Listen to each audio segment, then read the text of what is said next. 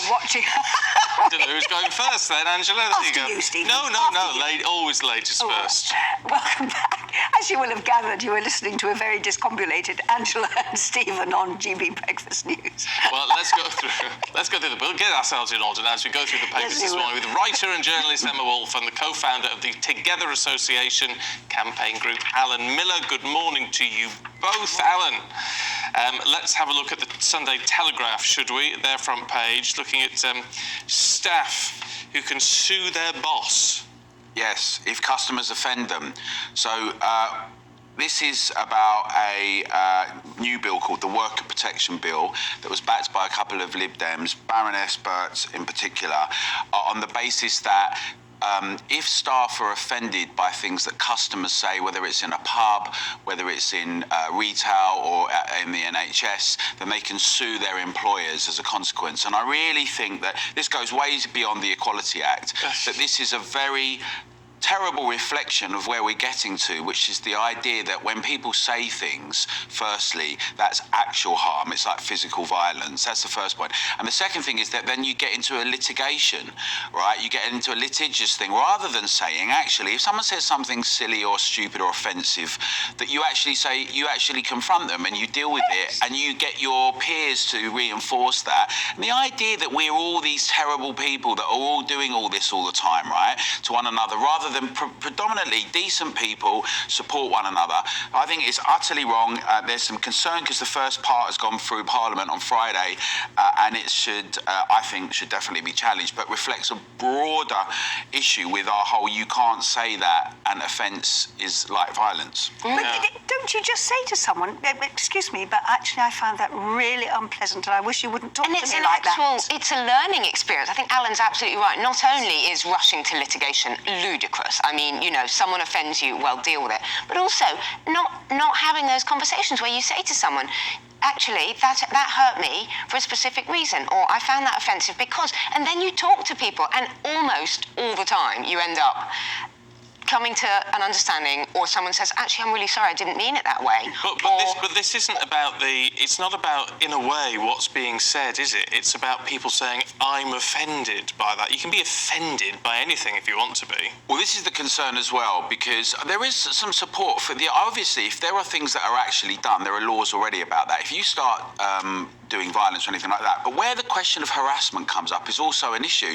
So, for instance, if someone is in a bookshop and they invite someone, it might be J.K. Rowling or whoever it is, and they have a T-shirt, and a member of the public says something to one of their friends or something to one of each other, and the staff gets offended about that, that then can become an issue. It might say that I believe all women are defined by biology, right? It's now a controversial issue, and that can be seen as offensive. So all of a sudden, we open up the floodgates to kind of legal litigation at a time where we've got enough problems in business. But I agree with you guys. I think the thing is, that old adage that sticks and stones, right, will break my bones. We do need to get more robust and also believe in one another as citizens, that we can convince one another. Yeah, that we can talk about these things. Exactly. That it isn't, you don't just immediately, if someone offends you, explain to them why, have a conversation. You might actually learn something. Well, that's why we exist. And we're so frightened these days to say anything. I mean, you know, no wonder that we skate around these issues of, you know, saying anything about the trans debate or anything, because it's so frightening to be harassed and to be cancelled and to be, you know, abused for expressing opinions. Can I just say what I don't understand about the story? But you read it and I haven't, and many of our viewers and listeners won't have done. Why are you then going to sue your boss because they have a duty of care to you? It's a really good example of the terrible thing that's happening, which is like, why is the government outsourcing censorship by saying that big tech in Silicon Valley, in their terms and conditions in the online safety bill, should be moderating things in a sovereign nation where free speech should be paramount to us, right? It's the same thing. It's an attempt to outsource, to have staff and employers create oversight over that, saying it's a duty of care and it's damaging to the staff and their psychological makeup.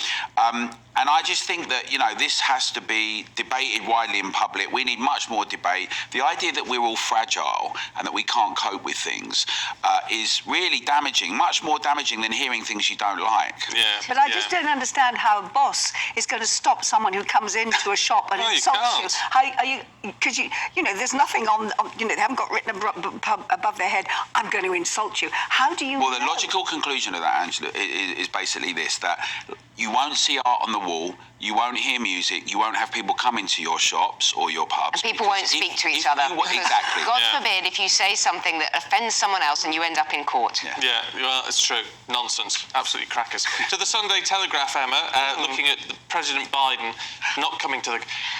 This I don't get. He's not coming to the coronation because the US presidents don't come to coronations. Well, apparently there's a precedent for There's US. a precedent. He did attend the Queen's funeral. Yes, this is that an was unfolding but that story. was different. This is an unfolding story, and it's quite interesting, isn't it? Is this okay? So Biden has said that sources have been saying he probably won't travel on May the 6th to the UK. He'll probably turn down the invitation. What is this about? Is it a snub? What happens to the special relationship? He's actually, the other thing is he's coming to Northern Ireland in April. Is he too old? So the Telegraph is saying he's too old to travel to the UK for the coronation. So he's too old to travel twice across the Atlantic, apparently. They're trying to protect him. He's thought to be running. He's about to announce that he'll be standing again in 2024. If he was successful and were re-elected in 2024, he would be 86 by the time he finished in 2028. They're trying to protect him, apparently. They say, a source says the guy is 80. They space out his big bursts of activity considerably. They don't like to push him around the world too much, which makes him sound very geriatric. I think this is really interesting because, you know, this is the biggest global event since the Queen's funeral. The media is going to be, the coverage around the world is going to be huge.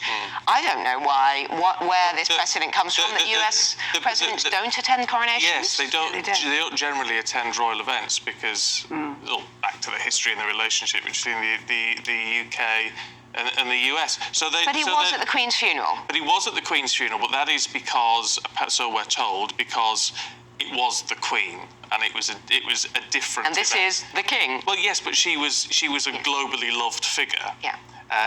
So the precedent is they don't come. They're invited, but they don't come. They send a representative. Yeah, it is interesting that he's coming over to Northern Ireland only weeks before. I have never been, and I'm sure no one at this table has ever been on Air Force One, but I am assuming... You never know.